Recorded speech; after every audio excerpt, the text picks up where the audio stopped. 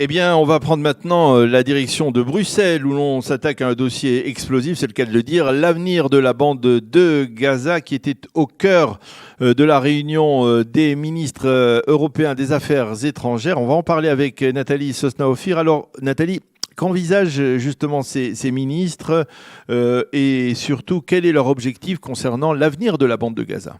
Eh bien, en fait, Daniel, ils envisagent de former environ 3000 policiers palestiniens, des policiers qui seraient appelés à terme à être déployés dans la bande de Gaza. Et les ministres s'apprêtent à étudier ces jours-ci les dispositions liées à cette initiative. Alors, l'idée est encore très préliminaire, bien sûr, mais elle répond en fait à deux scénarios que les capitales occidentales jugent inacceptables.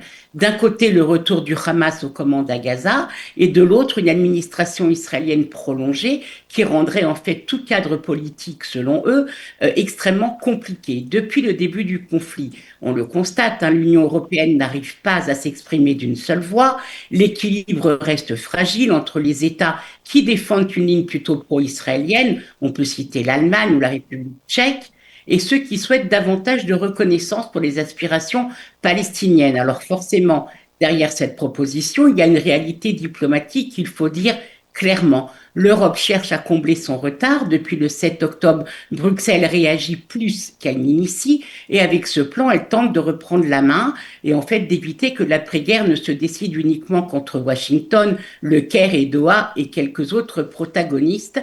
Et Bruxelles veut aussi bien sûr rappeler qu'elle entend rester un acteur légitime du dossier israélo-palestinien. Mais voilà, elle veut peser davantage sans disposer en fait d'influence militaire ou politique directe à Gaza. Elle avance donc un projet ambitieux, certes, mais sans avoir les leviers pour l'imposer ou le sécuriser. Et évidemment, cela pèse sur la crédibilité de l'initiative. Cela dit, Daniel, l'Europe, on le sait, ne part pas complètement de zéro. Depuis près de 20 ans, elle soutient la police de l'autorité palestinienne à travers la mission EUPOL COPS, une mission opérationnelle depuis 2006, et d'ailleurs son mandat vient d'être renouvelé jusqu'en 2026. L'objectif de cette mission est d'aider l'autorité palestinienne à mettre en place une police viable, renforcer l'état de droit et accompagner la justice pénale.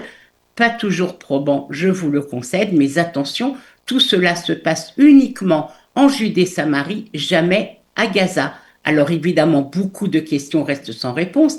Qui contrôlerait vraiment ces futurs policiers? L'autorité palestinienne, l'Union européenne, une coalition régionale?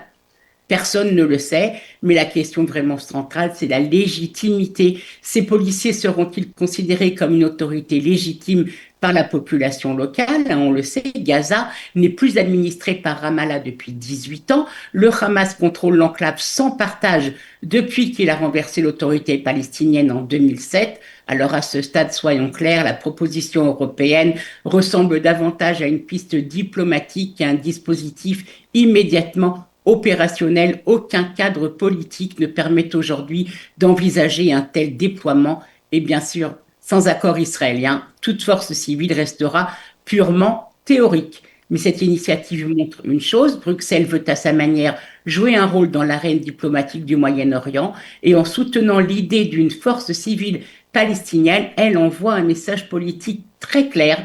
L'après-guerre doit reposer sur une solution palestinienne, une perspective qui ne devrait sans doute pas trouver grâce aux yeux de Jérusalem.